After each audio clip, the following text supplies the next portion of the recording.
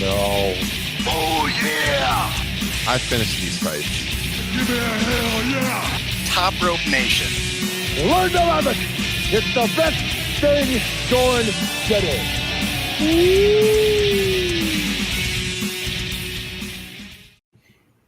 What's up, Top Rope Nation? Ryan Drosty here with Kyle Ross, Justin Joint, and a very special guest who we will introduce properly here in a minute. This is episode 236 of Top Rope Nation. We're getting historical on you again this week. We are talking about WWE Royal Rumble history. Some of the greatest Royal Rumblers of all time. Justin Joint, you might be a little bit under the weather this week. I don't know. How you feeling, man? How's it going? I probably sound a little stuffy. Either I got a cold or it's allergies from rubbing my face in the carpet while wrestling my kid and the cat dandruff getting in there. I do want to say you guys should feel a little blessed that I have peeled myself away from watching the end of the Tottenham-Leicester match for the 100th time to come do this podcast. So hopefully this measures up to that. So did you figure out exactly why then there was the signs during Dynamite last night? Because Tottenham lives rent-free in Arsenal fans' heads. Imagine paying tickets, like what were they, like 3 rows back, you know, camera side, and wearing their Arsenal kits, and they're bringing freaking Tottenham signs to the show. Come on, guys. I did not expect that during AEW. That was crazy. We did the watch along last night, you guys. So if you don't know what we're talking about, we were talking to some of the listeners live last night. If you're not already in the Facebook group, this is the only way you can join us for these. Every couple of weeks, we do these live watch alongs with AEW Dynamite. It's on this app called Playback, which is still in beta mode. So the only way you can get access is to use our link. We post it in our Facebook discussion group. So I think the link is here in the podcast description. In fact, I know the link is in the podcast description. It's here on YouTube as well. So make sure you join the Facebook group. You can join us. A whole lot of fun. Kyle Ross, welcome to Top Rope Nation. Did you enjoy yourself last night, and how are you doing? Good, sir. Good, sir. Oh, I'm doing okay, buddy. I'm doing all right. Glad to be here. And always love to talk Royal Rumble history. It beats good, sir. It was, we might hit on that a little bit, depending on time constraints here at the end of tonight. But WWE, what are you doing? Everybody loves Walter. Good God. Good God almighty. That is on everybody's mind right now. We are streaming live right now, by the way, on YouTube. We are on Twitch. We are on Twitter. Apparently, the Facebook stream is not working right now. So if you're watching the video and you see me looking down, I'm trying to tweet out or send the link to the Facebook group that the Facebook stream is not working. But we are on YouTube. Join us now. What is going on the technical side of Top Rope Nation? I don't know, man. I had a doozy of an afternoon. I was trying to do the greatest double shot since Hogan Boss Man in March of '89. We're obviously doing this show this afternoon. Me and Liam were going to record, and Skype wasn't working. I don't know if it was Pat Patterson from the grave not wanting us to shit on his prized invention, or if it was Jerry McDevitt trying to do one last job for Vince McMahon. Something was awry, though. I do see we are streaming on Twitter, so that's good. So I assume Twitch is working. My view count does not match up with what I'm seeing on Twitter. There's some people watching on Twitter right now. So if you're joining, let us know in the chat what you think of the topics that we are going to be talking about tonight. And as I mentioned, we are joined by a very special guest.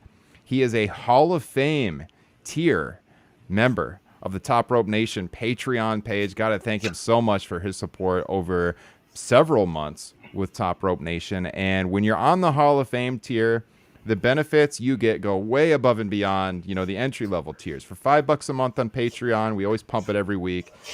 You get access to our weekly bonus shows, Top Rope Nation Extra. You get access to the monthly show, Top Rope Nation Classics. But on that Hall of Fame tier that this man is involved in, you get a free merch pack every 6 months.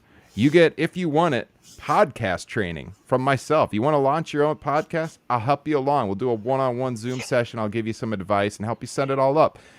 And probably most important of all, you get a chance to come on the show whenever you want and to choose the topic. And so that's what we're doing tonight. I want to welcome to the show for the very first time, but he's definitely not a stranger, Mr. Michael Jenkinson. Michael, welcome to Top Rope Nation. Welcome, fellas. Yeah, listen to that reception. Gotta love it. Great to have you here. I mean, we talked a lot over the years, whether it's, Twitter, in the Facebook group. You've been a constant really around Top Rope Nation, so it's going to be a lot of fun tonight to talk to you and get your thoughts on Royal Rumble history, because this is a topic, you chose it. It's near and dear to your heart. Now, I know you've been doing this research for years on the Royal Rumble. I don't want you to give away everything, because I know that this could potentially turn into a book project for you someday or something else.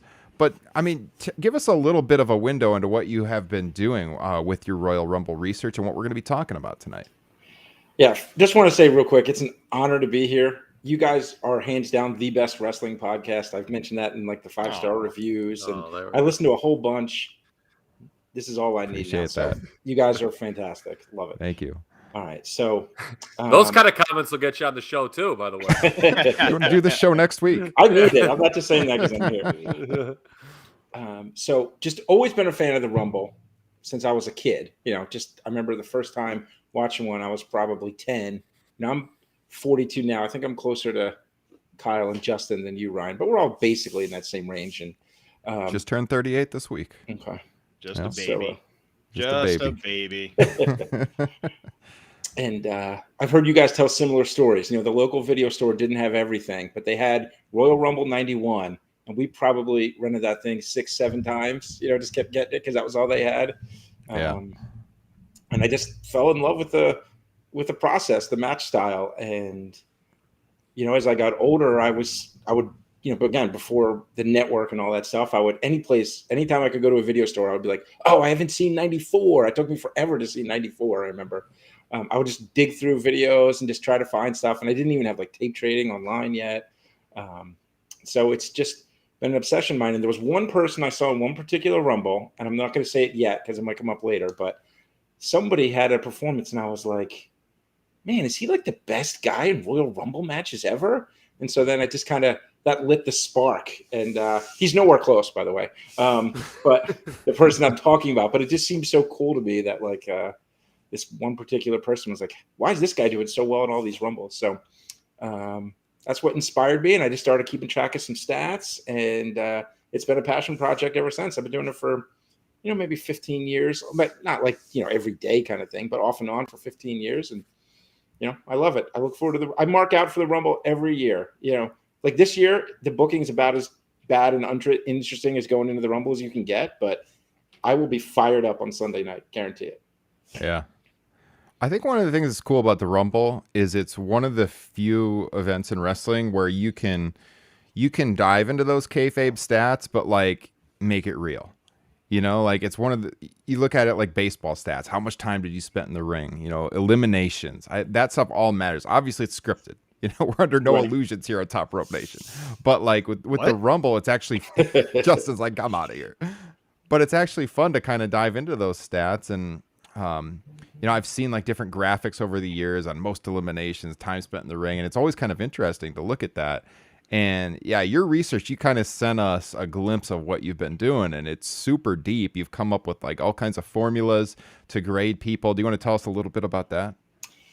Sure. So one thing I remember that sparked a thought in my head, because a lot of people track total time in the ring, and I'm not saying it's not worthwhile, but I thought the more important thing was how many guys you outlasted in the ring, more so than just the total amount of time.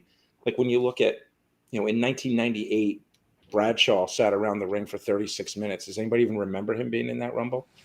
Whereas Shawn Michaels in 95. I was brought it up on the Facebook page today how pointless it was, by the way.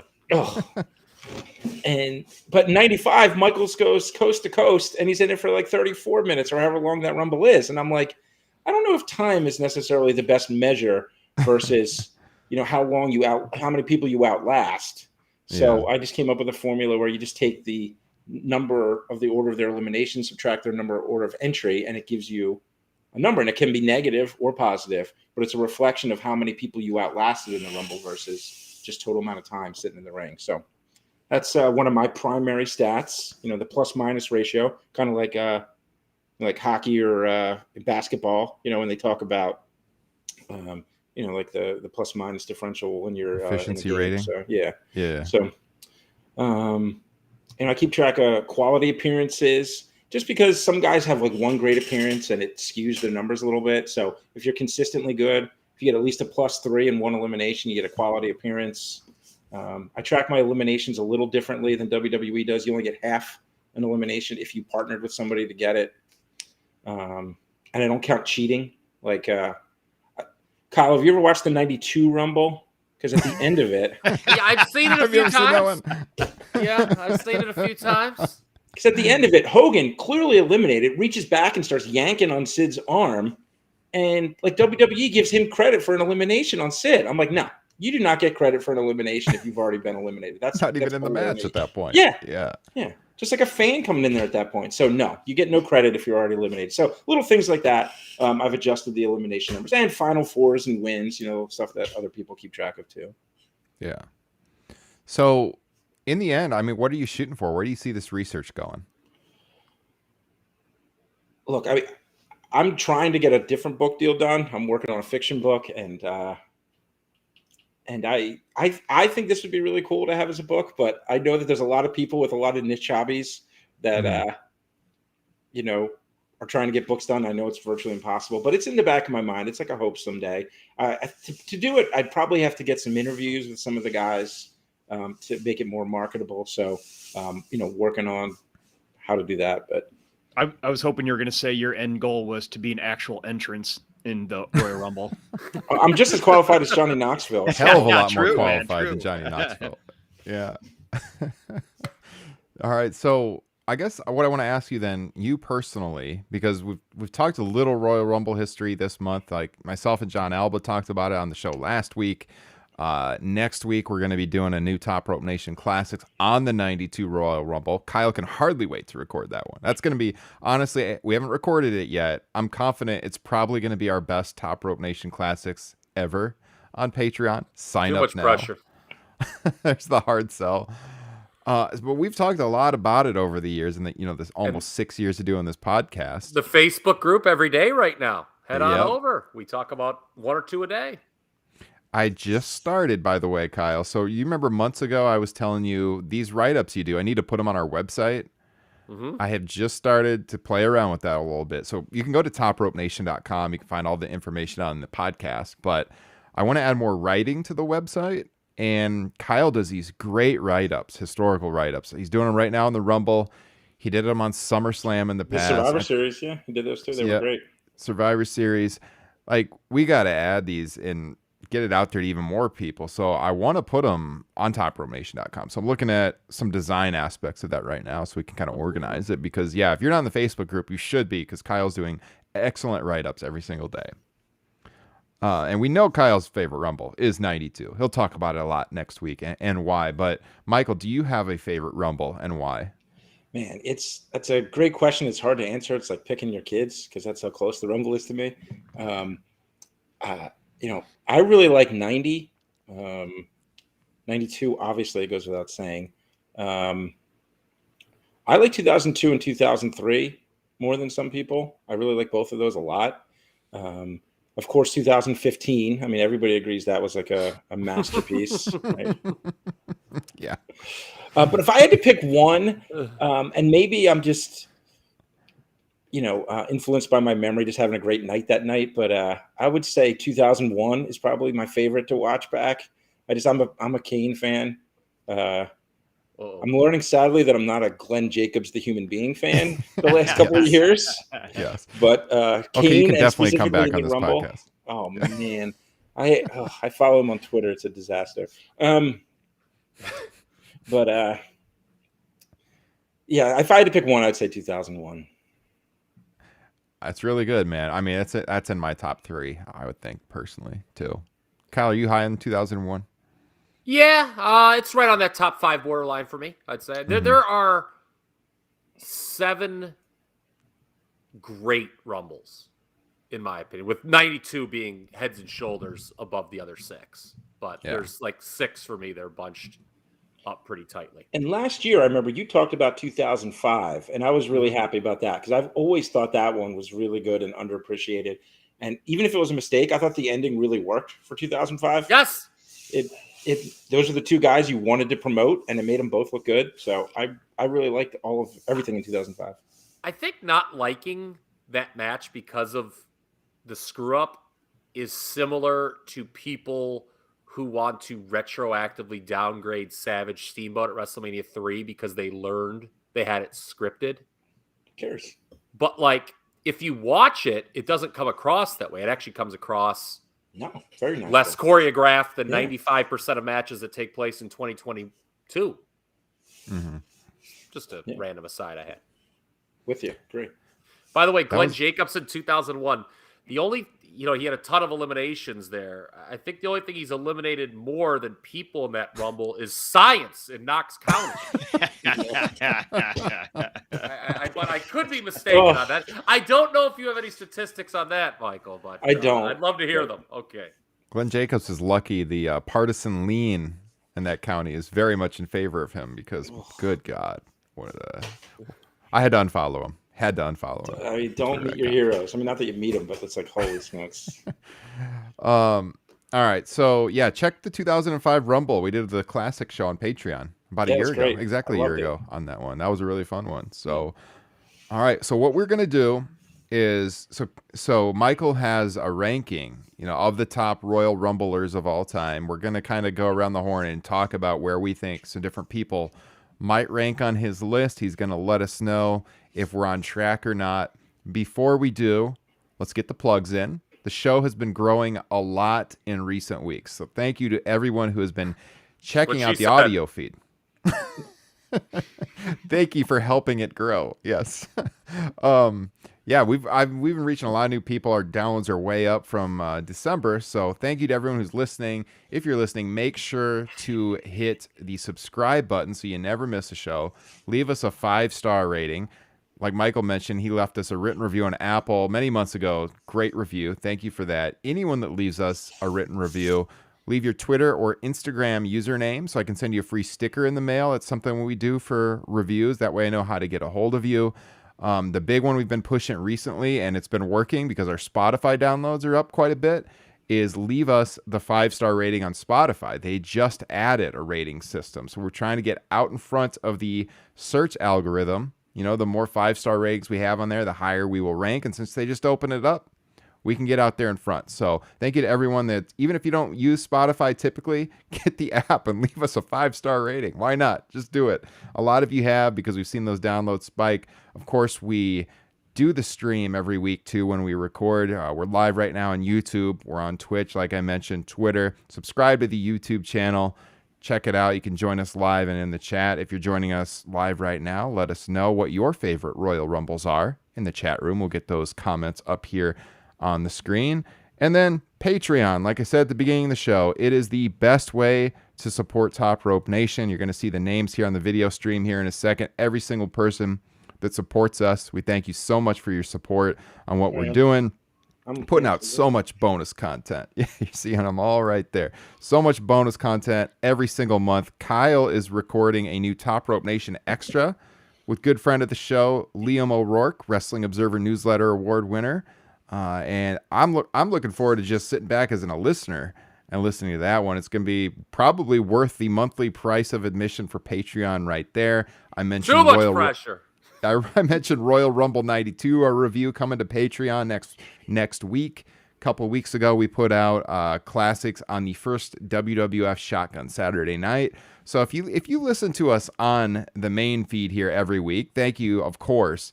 But you're only getting half the content. We're putting out a lot more on Patreon. Try it out for a month. See if you like it or not. Michael thinks it's worth it. He's been a patron for many, many months, as have over 25 of you. I think we're at 26 right now. So join up, see what it's all about. Greatly, greatly would appreciate your support on Patreon. Link in the podcast description. Looking forward to getting my hat. Yes, this hat I have behind me right here. I have One of these I am sending Michael. Yes. Justin's got one on the stream right there. So this might be the one I'm sending you. I got my shirt already, so I'm like, I need Mine's the right hat. over there, by the way. I'm not going to get it. Kyle's is on the bar. Yes. So there you go. All right. So let's get into this discussion now on the best Royal Rumblers of history and in history. Kyle, you are the pro wrestling Rain Man. Uh-oh. Give us your thoughts on who you think ranks at the top of the list as the greatest Royal Rumble entrance in history. Well, it's, Michael brings up some good points because people will default to naturally those who have won it multiple times. Steve Austin has the most wins at 3. He also, the years he didn't win it was around pretty late, if I remember. 99, the fact that he went from start to finish comes with a big asterisk. As you had the cocaine-induced booking of Vince Russo in that took him out of the match for 50 minutes.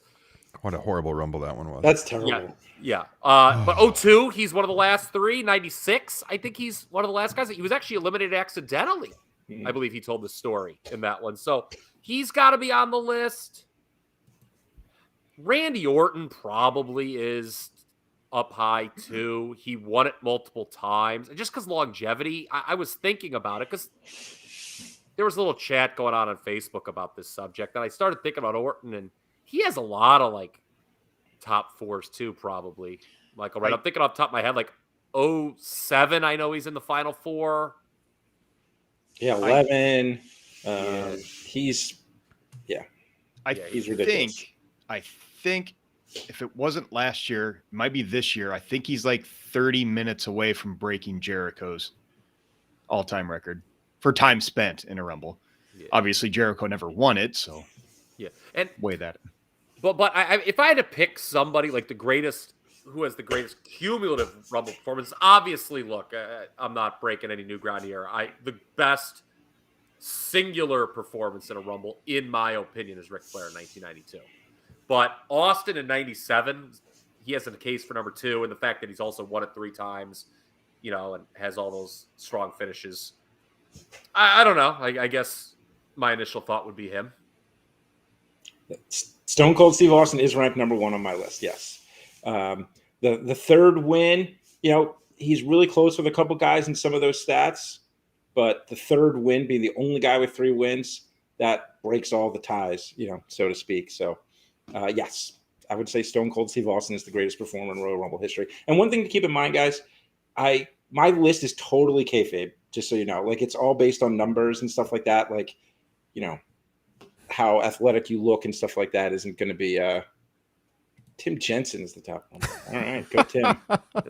So just so you guys sent me a chat. I didn't mean to send it private. I was going to send it back. I was going to send it in the chat. I typed it in the wrong field, or can I not type it in the field? Well, Tim is joining us live. He's been in the chat. Kyle said Tim Jensen is a top Rumbler, in my opinion. Patron of the show. Tim will be happy to hear what I just said. So.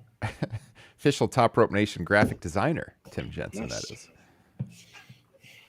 Yeah, Stone Cold number 1, that doesn't surprise me. I mean, he's the only one with 3 victories. There's 7 people with 2 victories. Hogan, Michaels, Triple H, Orton, Edge, Batista, Cena. I have a question as you say that stat. It was something I was going to bring up anyway, but this seems like a good time. Is there too many multiple time winners, do you think? Yeah. Yeah. I think at least half those 2-timers should have never gotten either their first or their second. I agree with you 100%. Yeah, way too many 2-timers. And this is a tease for what I'm going to talk about with Liam. The tying of the Rumble to the Mania main event really limits your pool, and that's why I think you've got... I understand why they do it. It gives stakes, but it really limits the pool of who can win every year and takes away the... any man, now they don't market as such, but in the early days, they certainly market, every man for himself, anyone can win this thing. So, yeah. Well, it's the one benefit to me of having 2 championships. I don't like the 2 championships. I want there to be 1, but the one benefit is it does leave something more open for the Rumble. Like when Sheamus won, nobody saw that coming, because if there was only one title, Sheamus is not main eventing WrestleMania. Like, I like Sheamus, but that was never going to happen. So the fact that you have like a secondary world title does leave some opening for the Rumble. Sheamus winning was one of probably a dozen or more scenarios where the obvious choice was changed because I'm sure Vince thought it was too obvious. And I would say in that Rumble, it probably should have been Jericho. Yeah, absolutely. The challenge. Jericho supposedly is the one who talked him out of it. He talked himself out of winning the Rumble to Vince. Said everybody knows it. It's not going to be fun. We'll match me with Punk later. Like, what an idiot. That Rumble stinks, by the way. Yeah, it's not a good one. That's one of the worst ones. Yeah. Real quick, before we move on from the two-time winners, it should also be mentioned, as I think we've talked about before, Edge, two-time winner, went on to lose both of his title opportunities at WrestleMania. So maybe we could have taken his away. Yes. Yeah, last year was bad too. Yeah.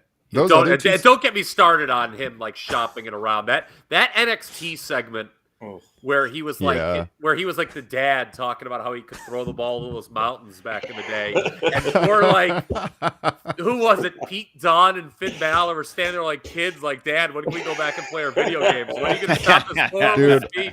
I am so glad you just used that line because one of my favorite football podcasts on the intro, they have that line on it. Throw a pigskin 1/4 of a mile. You have just given me an excuse to put it into this podcast. I'm going to definitely do that. It's amazing. Something Michael said, and I wanted to follow up on it with the element of, okay, now there's 2 world champions, so that opens things up a little bit. The pool. There's pros and cons with that, too. That's another discussion we're going to have on that one with Liam. Those are like kind of like the 2 big discussions. Like, it's like, yes, it makes it more surprise, but when the winner of the Rumble is in the secondary title match, does that kind of hurt the specialness of the Rumble? It works both ways. There's a lot of pros and cons, but that's a different discussion for a different day. I apologize. No, we're talking about all this stuff. That's great. Okay. Yeah. Roman Reigns is probably high on the list, too. Somebody made a point that, and this just speaks to why did they keep him as a babyface so long? Like, it's so silly. They deliberately would keep him in the end of Rumbles to get over the babyface winner. I think he's been the last one eliminated like 3 times at least. He holds that record. Yeah. He also 6 times he's been in the Final Four, and he hasn't been around like that long. He's been in the Final Four. He's tied for second in Final Fours. Roman Reigns. You know, it's crazy. That was great. I remember specifically reading an Observer where Meltzer's like, yeah, they thought having Reigns be the last one eliminated would be really great because it would make everyone cheer for the winner. Yeah. And I'm like, well, why is this man still a babyface? If they recognize that's a problem. I was just, I think we've talked about this before once, Brian, on the show, that I'm having flashbacks or something that we had this conversation. I'm fairly certain, I think How do we get the crowd to cheer Nakamura? Oh, let's put him against our top babyface. That'll get cheers. Yeah, imagine that in 19. Yes. It was either that one or the Orton one. Yeah. Yeah, both. So you said Austin's number 1, and I'm looking at so we know that winning the Rumble probably helps your rating quite a bit, and we've got the 7 2-time winners. And when I'm looking at the stats that I looked up on most cumulative eliminations of the 2-time winners, Michaels is the highest. So I'm guessing Shawn Michaels is pretty high on your list. Shawn Michaels is number 2. All right. There we go. Nice. And I mentioned this to Ryan before we started, but I do have a slight push for guys who have been around a little bit longer, like the older guys, just because they booked the match differently that way, and it was harder for some of those guys to rack up the big numbers. The example I used is in football, Lynn Swann is a Hall of Famer in the NFL. Tyler Lockett has more receiving yards in his career than Lynn Swann. Like, it's just because it was just a different era. You know, I don't think anybody's going to sit here and have the nerve to tell you that Tyler Lockett's a better player than Lynn Swann. But, you know, he just played in an era where they passed the ball more. So I try to bump those older guys up a little bit because of that. So it probably doesn't factor in to your stats, but something that I would take into account is, you know, kind of with Kyle saying that Flair would be his number 1, is the impact they had in the Rumbles they were in. You know, it's like an NBA. Would you, if you're starting a franchise, would you rather have 20 years of Karl Malone or 10 of Magic Johnson? 20 of Karl Malone. But no, I know what you're saying. Bad choice. What? That's another hero that I was a big Malone fan when I was younger. Yikes. Yeah. Hasn't aged well. I'll tell you what stat Irvin beats him in is group sex in the forum elevator. Oh my God. Jesus. Nobody tops Magic in that one. So, and actually, those two, when you talk about Carl and Magic Johnson, it makes me think of my favorite NBA quote. Oh, no. When Magic came back, I know and Karl Malone was critical of when Magic came, and Charles Barkley said, and I think I've said this on the pod before. I feel Say it again. Charles Barkley goes, "It's not like we're having unprotected sex at center court." Yes. National treasure, Charles Barkley. So here's a question. This is kind of my version of, if we were playing Guess Who, and I wanted to guess a bunch of people that were on your list. Is anyone who won the Rumble not among your top 30? Oh, a lot. Yeah, a lot. Really? Yeah. Oh, yeah. I mean, Vince? No. Vince isn't getting on here. Big John Studd. Sorry, pal. Yeah. John Studd was definitely somebody I was like. Hacksaw Duggan is not on here. He was at one point, but he is gone. So you did include 88 on this. Okay. Oh, yeah. I did include 88. I did not include the house shows, and I did not include the Blood Money. I love that you refer to that pay-per-view as that name. That cracks me up. So I did not include the Blood Money pay-per-view. It's just the annual January event that counts. Luger? Luger's not on there, too. Yeah. Nakamura? On my list. Nakamura's not. Okay. If he has a solid one this year, he'll probably get on, though. Okay. So if you look at your top 5, so we said Austin, we said Michaels.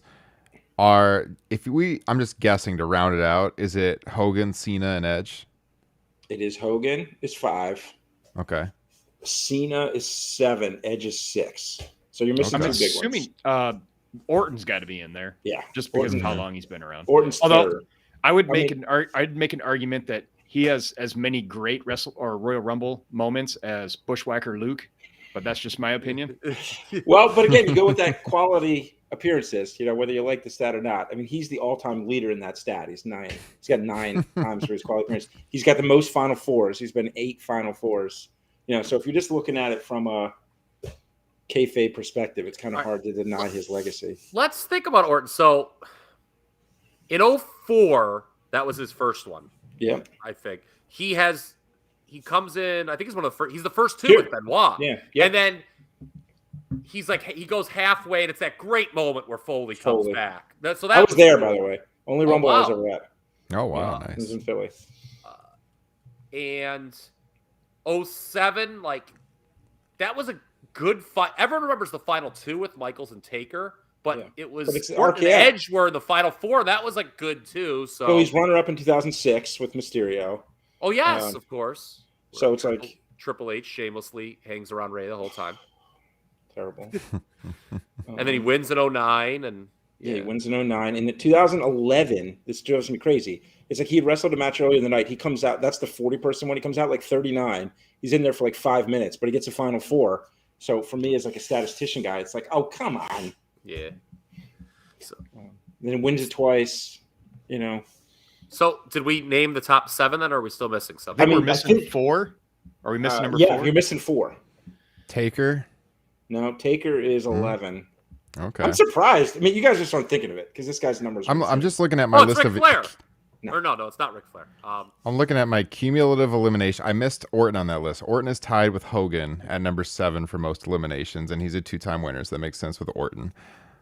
Said Hogan, said Cena, said Edge. Oh, duh. Brock is in the top 10. Triple H. Yeah. Oh, 2-time winner. He's number 4? He's number 4. Yeah. Wow. I think Brock? I know. Yeah. Triple H is 3rd in that plus-minus ratio. 5th in quality appearances.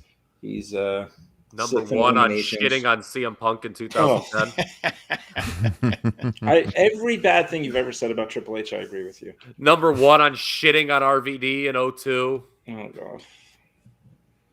Who else did he shit on? Yeah, do you remember when during the Reigns and Reigns in 2016? That was the worst. Do you guys remember when they were doing the Daniel Bryan's not a B plus player, and he's like, you're not an A, you're like a Jericho and RVD, just like out of nowhere, just starts like ragging on these guys that like, what? Yeah. Like, why are you burying these guys that are still loyal to your company? Like, what are you doing? Imagine feeling bad for Triple H. Oh, we're like Triple L.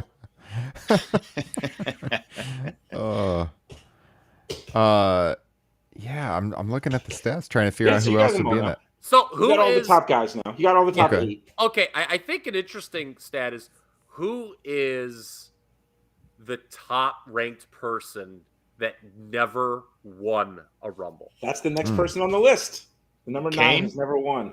Nope, Kane is 10, so very close. Jericho. Yeah. Okay. Yeah. Has the record for plus minus. Second in quality appearances, a bunch of eliminations, just outside the top 10 eliminations. Boy, so he really doesn't have any kind of classic Rumble moments, does he? 2003 because he starts with I was just Michaels, gonna say I like that. Yeah, and he just I love that start of that Rumble. That was really different. Like that's when the Rumble would still do something different. Like today, if they had those two guys start in the ring, they would both sit around for 50 minutes. And just be boring. But Jericho comes out and just shit kicks him, throws him out, and everybody, the audience is just shocked. You're just like, whoa. Yeah.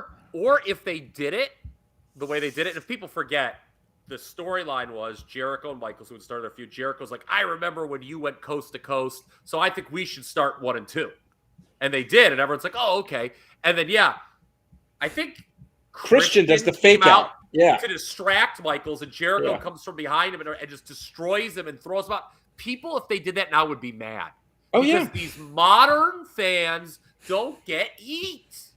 Now I sound like Bully Ray, and I apologize. But that was good. That was awesome. Really good. That was really awesome. Unexpected. And it made you want to see that match at Mania. Yeah. That was really like, wow. And then, awesome. To Justin's point, I'm trying to think of like other times I remember Jericho in the Rumble. He was the runner-up in 12, like we talked about. Mm-hmm. I liked him in 05. Yeah, he's good in 05. He was part of like that really strong first half when they did the Raw and SmackDown face-off, and he had the great elimination of Rene Dupree when he started like doing the Rene Dupree banners of that. What else did Jericho do? So he had the 2 back-to-backs. Well, he had the big pop in 13. One of the biggest pops of all time, when Ziggler comes out first, and Ziggler's like, "Oh, just bring him out," and Jericho comes out as like a surprise entrant. Go back and watch that. That pop is amazing. He comes out 2. I would say that is the Rumble. That might be the only Rumble I've never seen multiple times. Oh, wow. Like the 2013. But I remember compared to the other ones of that era, it was better. Like, because I think that like the 2011 to 2016, that era stinks of Rumbles. Mm-hmm. Stinks. Yep. Did you say where Lesnar ranks? He's fairly low, just because he just doesn't. Outside of the 1 year, he's not in it very much. Yeah. So the elimination numbers are there. He's big time elimination number guy. But like the year he won, he came in 29. He's in the match for like 5 minutes. He had a couple of those appearances in the mid 2000s where he just kind of showed up, threw 3 or 4 guys out, and oh my God, Goldberg got him. Oh my God, Bray Wyatt's gang got him, which they never followed up on, by the way. He refused to work with Bray. Oh, didn't hear that from me. He also refused to work with Kevin Owens too at WrestleMania of the Year. Didn't hear that from me. I would have loved that. I would have loved that one. He takes a swig from the Kevin Owens glass. Yeah, amazing. He suckered Dean Ambrose into a match though. Oh, yeah. At WrestleMania, that was terrible. You know him as John Moxley. My brother, sidebar real quick. My brother and I were just talking about that. He's John Moxley to me now. It was about 6 months ago, I think. I was like, oh wait, he's not Dean Ambrose pretending to be John Moxley. Like he's John Moxley now. I just thought that was cool. Yeah. Adam in the chat wanted to know where Kofi Kingston ranks, or is he just known for the crazy ways that he avoids elimination? Yeah. He's fun. I'm glad he's around there, but man, does he have a lot of bad Rumbles. Yeah. I am probably like the low person when it comes to appreciating the Kofi spot, because it speaks to how the modern Rumble is done, where it seems cool like when you're watching it, but then it has no meaning. So as the years progressed, it would get more and more convoluted, and I guess physically more impressive how he stayed in, right? But the problem was, as the years went on and the more convoluted it got, he would also then like seemingly get eliminated quicker right after he got back in the ring. And you're wondering, why did they waste all that time doing that if he's just going to get tossed as soon as he gets back in? I never liked that. I just think Vince thinks it's funny. Like, oh, he did a pogo stick. He can throw it out. That's a good one. Yeah. But it's like the same joke 5 years in a row. So it's like, Yeah. why do we care anymore? I believe, Ryan, you could look this up, when you requested a writing sample for the website back in the day. I believe I did something on the Royal Rumble, and I said, it's time to retire the Kofi spot. And I remember thinking, if this guy like takes umbrage with that, I don't really want to do anything with him. This is what, like 2015? Yeah, something like, I'm pretty sure I said it's time to retire the Kofi spot. I'm looking it up right now. I could be wrong. Maybe I just wrote that to somebody else. Who knows? Maybe it was the Morrison spot first, and then it became the Kofi spot. Then he took it. Yeah. So we've named most of the top 15, right, at this point? Yeah. Or top 10? There's one of the two-timers you haven't mentioned, but Batista. Batista. Okay. Yeah. But the least impressive of all the two-time winners. So there's one guy who is not a Rumble winner who's next. Where does Batista rank? 12th.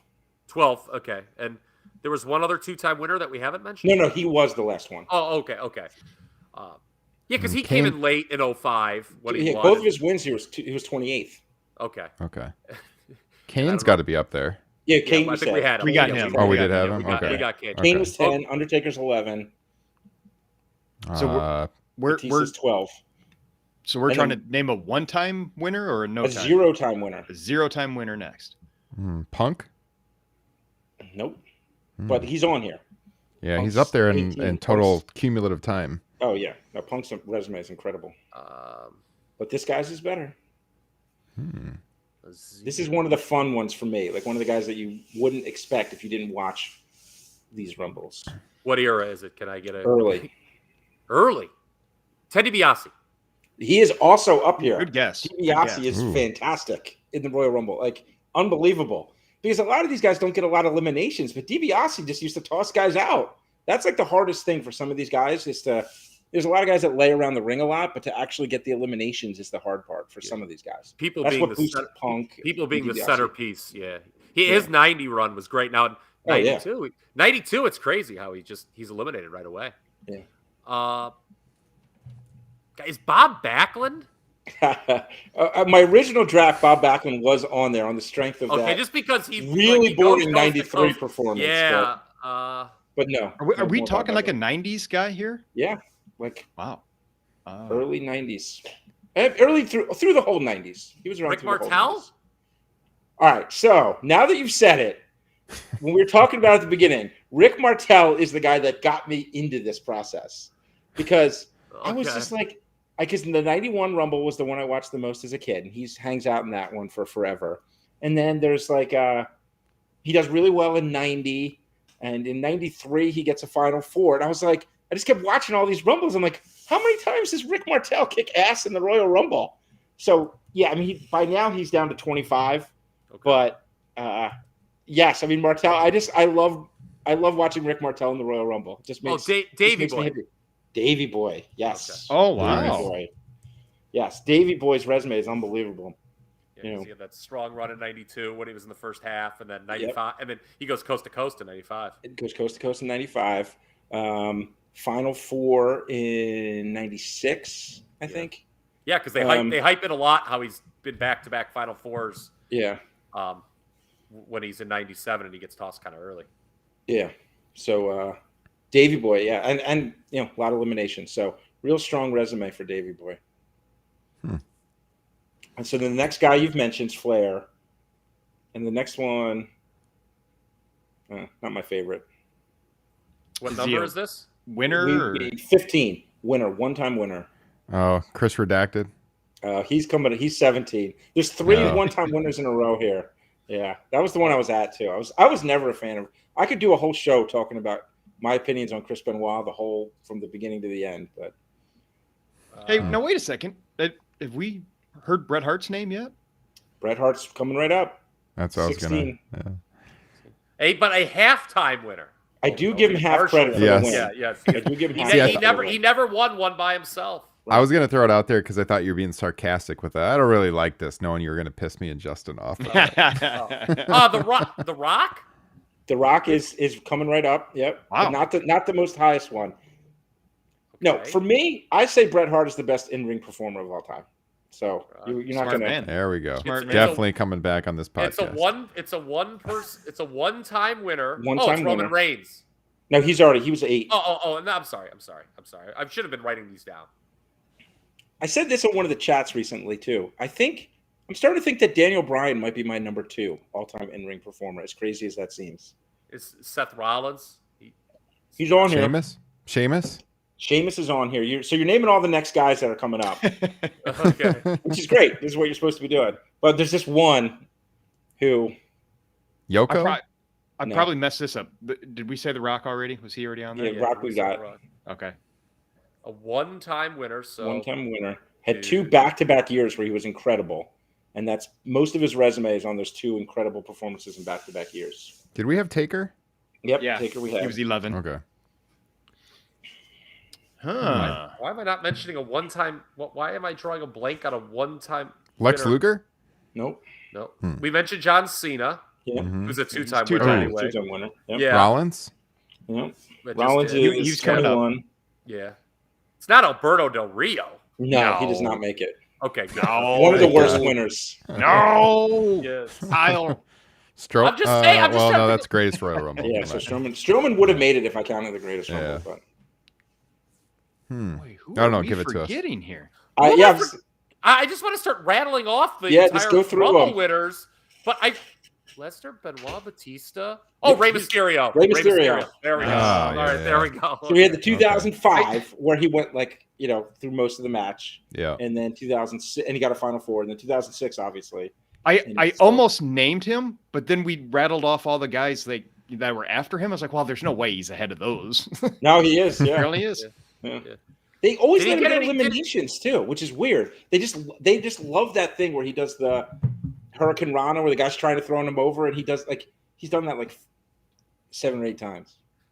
Did he get any minus points for being booed out of the building at number Yes. 30 for Yes. 2014? He dropped 2 spots just for Okay, just for his that. booing in 2014. All right, so I feel we just kind of rattled off 15. Yeah, you 20 crushed and this all whole that. middle section. So, yeah, Okay. I'll just run it back real quick. So, 12 Batista, 13 Bulldog, 14 Flair, 15 Ray, 16 Rock, 17 Benoit, 18 Punk, 19 Bret, 20 Sheamus, 21 Rollins, 22 is Justin's boy.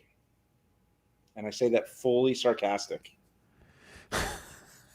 0 wins. Ooh.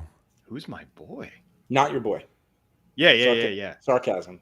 Dolph Ziggler. No. Ziggler's terrible. By the way, I can give you the top 5 worst Rumblers of all time, too, if at some point, if you guys Oh, want to talk my about God. Hell yeah. Bushwhacker Luke. that. No, actually. How dare you?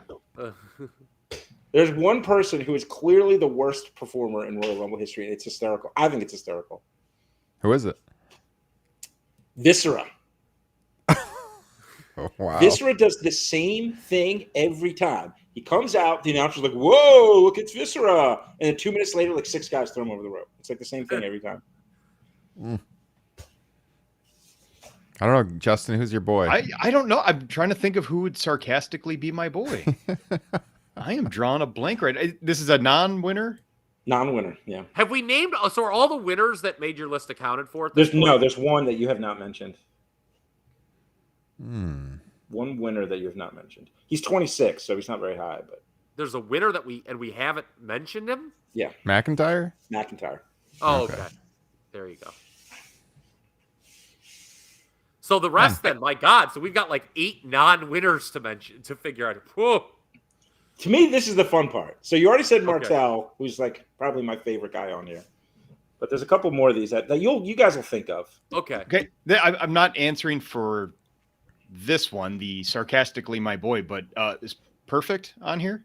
Yes, he is. All right. All Oh, right. two So probably 2 helps Final the cause. Fours. Yeah. Dude, know? I love that 2002 Rumble. I do Justin- too. I love Justin- 2022. 2002. Justin, we were working together at the time, and I remember marking out with you at work at that store we worked at about Mr. Perfect coming back and being the Rumble. We were so jacked about that. Hell yeah. That was so much fun. He Best was part of perfect. He was perfect. Best part of night. that Royal Rumble is the drop kick of doom, Maven on the Undertaker. And then they That's shit on great. it right away. They should have let that breathe, man, and do the beatdown the next night on Raw. Yeah, that I agree with. But again, that's the kind of stuff they don't do today. You know, like Did we mention if Bob Backlund made the? I yeah, threw you out did. his He, name on earlier. my when I first put this thing together about Okay, 10, that's right. 12 Okay, years okay, ago, he was sorry. on there, but he has since been passed by the So likes of the- how many people have we not named that are on Okay, the list? Because so, I know you mentioned one, we've got Martel and 2, McIntyre still.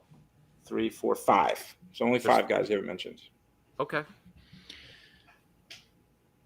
Guys, can you think of who do I shit on? What was Kane's rating? Kane is 10. 10. Okay. So it's not Kane. So he's only +1. That's his big hurt. Because again, Kane, so many times, and I'm sure you guys remember, he comes out, he throws one dude out. They're like, oh, who's gonna get Kane? Oh, the next guy. Like he's got a bunch of those like 1.5 minute appearances. Owen Hart, is he on this Nope. list? Okay. This Ziggler? person is not currently wrestling in WWE. but Oh, okay. you might Cody? see Cody Rhodes, Nice. number 22. What? Second best Cody! all-time Cody. Royal Rumbler. He's in the top 10 of longest cumulative time. He's number 8 all time. He is? 3 hours. Yeah, What? 3 hours and 6 minutes. Yeah, But did any of it count? The American Nightmare? the American Nightmare Cody Rhodes is one of the No, best no, performers in Royal Rumble history. Justin, it needs to The come from neck deeper in tattoo? the chest. It needs The to come American Nightmare? There you go. Yes. There Yes. you go. That was Amazing. great. Cody! Cody, yeah. Well, in 2009, he rides Orton's coattails, through the whole. So he starts, he's like Drag class? through like halfway through, and he makes it the whole way. Hip toss class? That was hip toss. That's right. Oh. Okay. How many? So now So we we have got 4 4 left. left. Are there any older people? Yeah, they're all older. They're all old, but define older. Okay, so 1 like as old as it gets, 2 pretty much as old as it gets. And then the other 2 are like 90s, 2000s guys. Valentine? No, that's a good one though. He used to be on here too. He's a guy I tracked for a long time. I brought this up when we in our 91 discussion on Facebook. The long-standing rumor that they let him go long, although of course it does take 15 minutes for the Hammer to warm up. But the rumor in 91 was that they put him out there long as a rib for working a Herb Abrams show. Yeah. I met him at one of these wrestling conventions one time, and he was just hungover and just did not give a shit. And I'm just like, Okay. why? You're wondering why nobody wants to come over here and buy your stuff? Like, I'll tell you you're a what, dick. I was about to say I kind of like Greg Valentine now. Savage?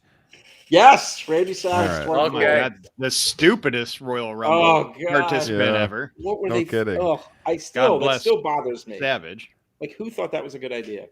Oh, Jake Roberts. Nope. Jake Roberts is another Jake guy is that actually. I've tried. I would say he'd actually be one of the worst. He's interesting because he has like 2 pretty solid appearances with some eliminations, and then a couple where he just gets shit kicked. So Yeah, Like Big Show? Big Show. So okay. even worse than Kane is the history of coming in, throwing 1 or 2 guys out, and just getting tossed right away. But he's top 10 all time in eliminations and 2-time runner-up. Big Show is? Top 10? Yeah. Top 10 in eliminations. Yeah. He's I can tell you right now, he's 7th. Ahead of Hogan, Cena, Lesnar. Again, my numbers might differ from some other people's because I watch them and I check for halves and I check for bullshit. From our chat, we said Ted DiBiase, right? Yeah. Ted DiBiase was already Yeah.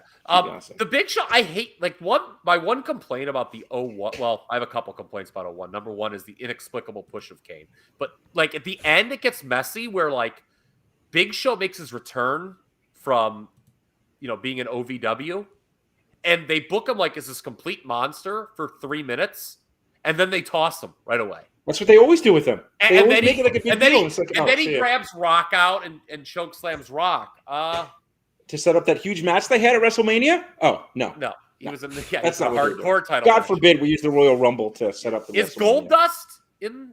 No, in fact, Goldust is top 5 worst all time. Oh wow! Wrestler Okay, wow, what an Rumble. embarrassing Okay. choice by me. Wow. No, but he's in it a lot, so I can see Yeah. because you have images of him being in it a lot, but he's Kyle, terrible. do you even watch pro wrestling? No, Come on. no. Jeez. Do you even like the Royal embarrassing. Rumble? Yeah. Shelton Benjamin's another top 5 worst Rumblers, by the way. Oh wow. Oh, and I don't know if I've never heard anybody talk about this. I looked at it, but I'm wondering if there was a running gag because I think it's 4 straight years Shawn Michaels eliminates Shelton Benjamin specifically, like those two. So I don't know if that was like something that was like a gag that like Michaels always throws Shelton Benjamin over. So I think it was anybody just like, ever hears that story? It was just like, remember that match in 05? Yeah, you're never Yeah. getting it again.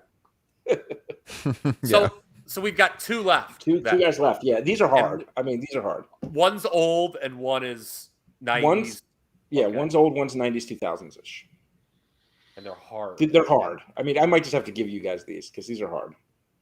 Yeah. Rikishi. Yes, Rikishi. Nice job. Oh wow. Big Nice. quiche. So he had a couple different, gimmicks through some of these, but they all. Oh, because he had that great run in 2000. That had to help. So that's a big At the boost. early 2000. Yeah, that was real good. In Okay. 2002, he had another good one. He had a Final Four in '94. Believe it or not. That's right. It was Luger, Brett, Shawn, and Sean. Fatu. Everybody remembers those 3, but nobody we remember Brett throwing Sean over. But Yeah, who does they Luger both go throw over at the same time. At the same I like time. that spot. Yeah. Yeah, it's a great odd. spot. Yeah, That is Fun odd stuff. how he made the Final Four. Okay. I know. Probably So a mistake. we've got an old, So he's got an old one again. Really hard. but I feel I mean, the this old should one's be like- Kyle's wheelhouse. I know. I'm trying to think like Tito. No, Tito's pretty good. Just guessing older people, and you said Valentine didn't make it. No. I don't mean, think he this does. is- He does. Go ahead. He has 2 separate runs in WWE. One is later, No. but he's in like one of the earliest ones. He might even be in the first.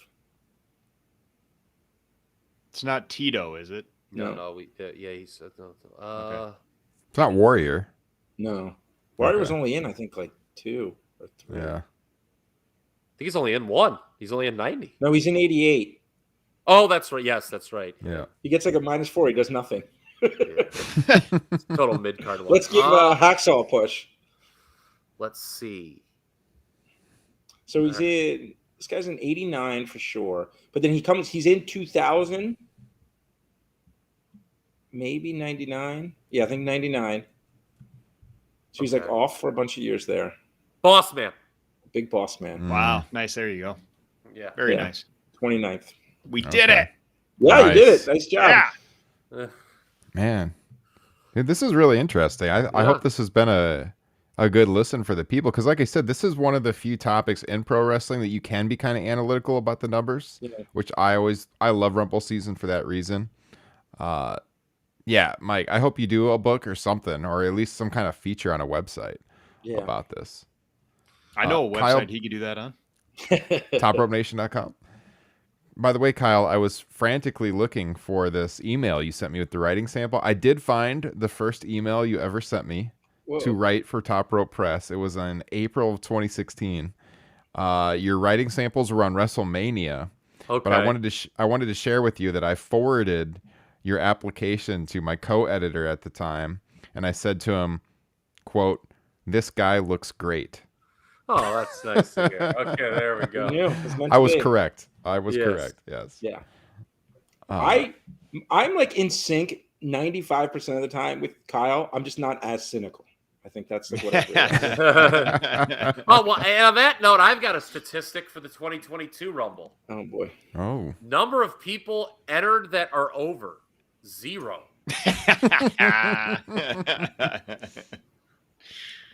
Man, that is crazy. This year, like, there's going to be some schmuck, probably like Ryan Satin or something, who's like, oh, you really just don't know who's going to win the Rumble this year? Yeah, because there's no viable freaking person in it that you can Yeah. pick.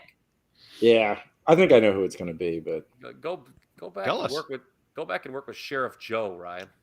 Let's hear it, Michael.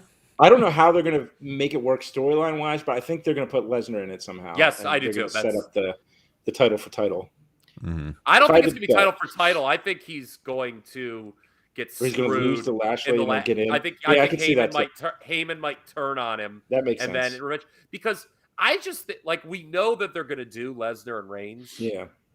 And I don't think, knowing modern, I mean, I don't know him, but like what we surmise about modern Vince, how he doesn't like committing to things anymore like he used to. He's not going to want to commit to that second title match, I don't think, early. Because it'll give him too much time to change his mind. Look at what happened last year with Edge and how he was probably talked into that. And then he's like, God damn, pal, he's saying his spirit for this industry was brought back by NXT. What's he thinking?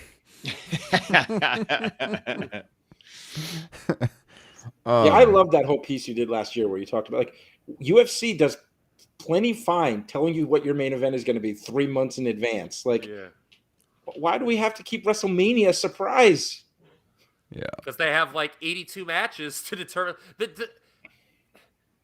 Man, it really drove it home on Monday. Just to, this is just totally unrelated from what we've been talking about for the last hour, but the WWE is just an endless series of contender matches now for their endless amount of belts. And I think that's kind of watered down the Rumble. We may talk about that, Liam and I, a little bit, but what drove it home is like Bianca and Liv are in a title match or in a number one contenders match, right? And they lose. And that should be like, oh, what a bummer. We lost this match. Back It was along. high stakes. Well, what do they do the next week? Oh, well, we're going to be in the Rumble. Like, that's just what the WWE is. It's just like you fail once, well, you figure out what the next opportunity is. Oh, and a bunch of they just did the worst one. Rollins wins that ladder match, and it's like, oh, Kevin, come on in. Oh, Lashley, come on in. Yeah. And after the Rumble, 20% of the field then moves on to an Elimination Chamber match. Yeah. Yeah. So I got a question for Michael. Beans of how much you love the Royal Rumble. I'm going to ask for two, since I'm assuming I might know one of them. If you could change the outcome or the winner of any two Royal Rumbles, what would they be? I mean, so I could send this to Ryan someday because I did like a whole article for no one. I had a Facebook page that had about 73 followers, and I used to post these articles on it. So I said, like, who should have won each Rumble, and I did made an argument for every single year. I think, although I do like the match a lot, I think 90 is ridiculous. Like, you're trying to get your Intercontinental Champion to be on the level of the main event of WrestleMania, and you have the guy who's already the champion. Isn't that the perfect opportunity to have Warrior throw Hogan out of the match to justify those two going to, it's perfect. It's perfect. It's the perfect opportunity to maximize the Rumble. And nope, Hogan's got to win again. In Hogan's mind, he was losing, so no yob. But are we trying to build to WrestleMania, or are we trying to do 50-50 booking for, come on.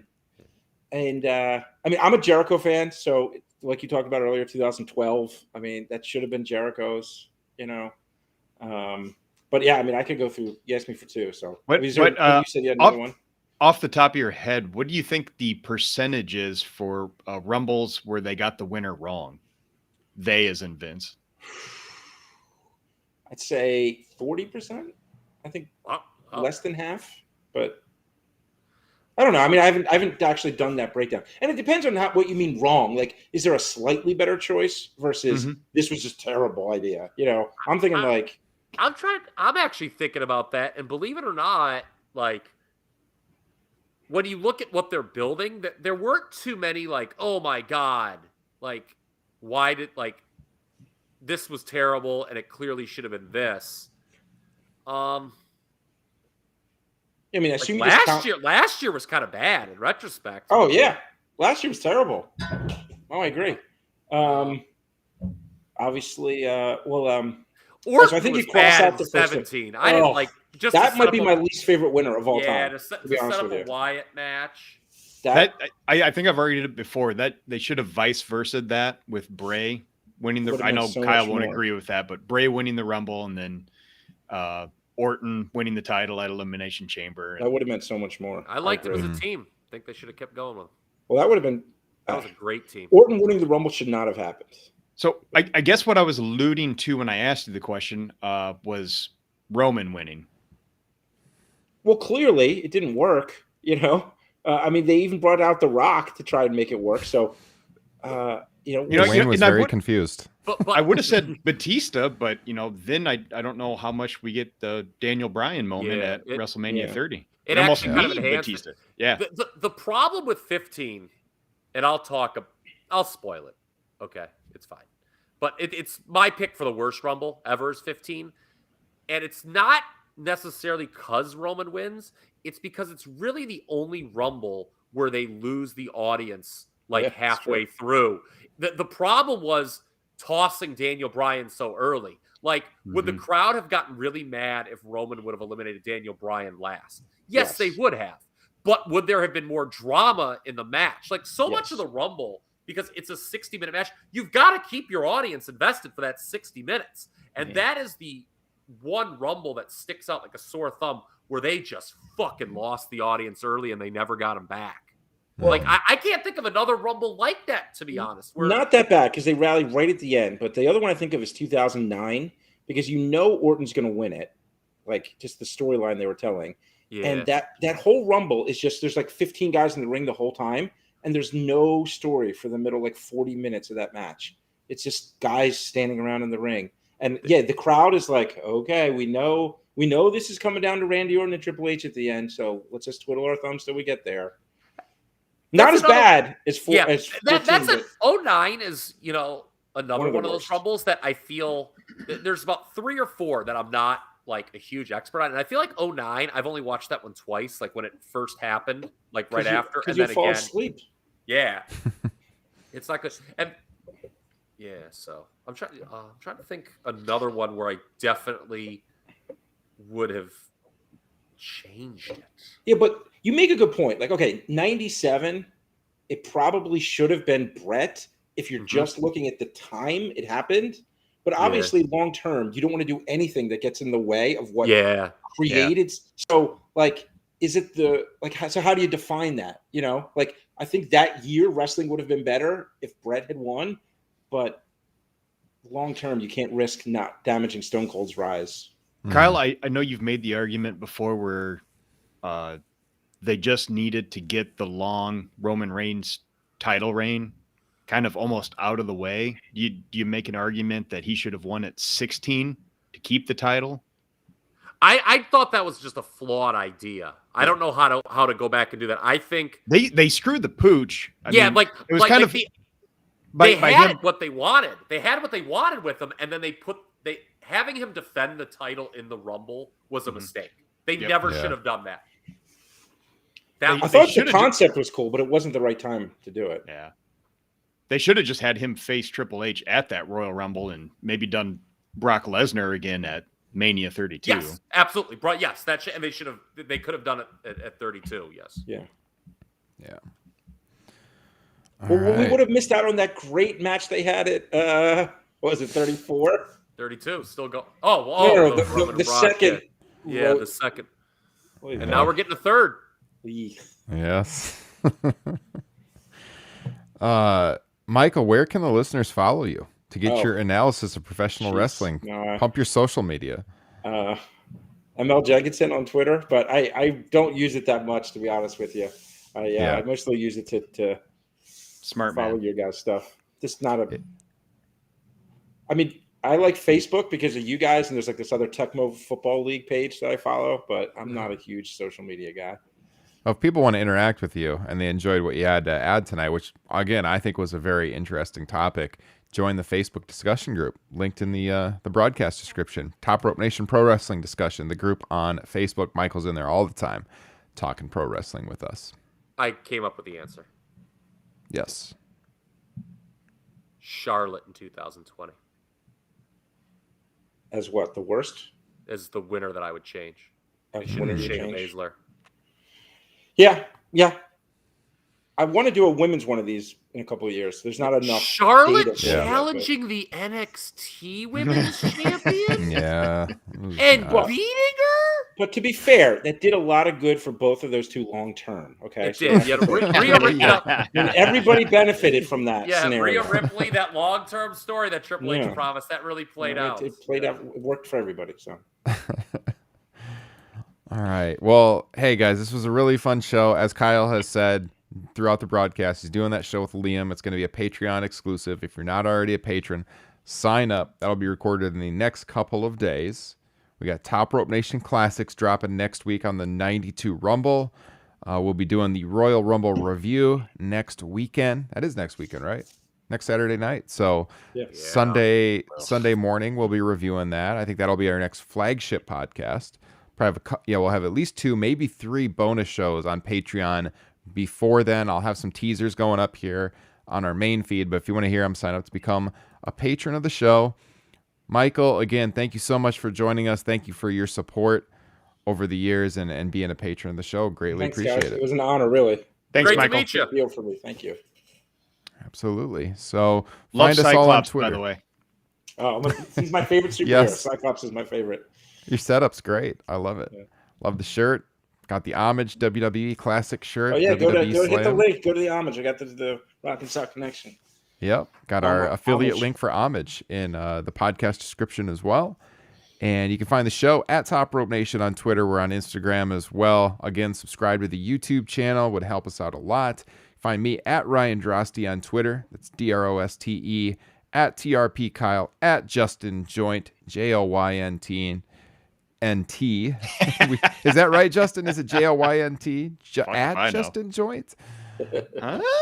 I popped when you responded to that tweet the other night, by the way, because you funny. never tweet, and then all of a sudden Justin popped up responding to some douchebag on my Twitter feed. That was great. I may have had a little bit of bourbon in me when I saw his comment. That was awesome. All right, so yes, love that. So from Michael Jenkinson, Kyle Ross, and Justin Joint, I'm Ryan Drosty. Thanks for tuning in. We'll catch you all again real soon. Take care. Gunther!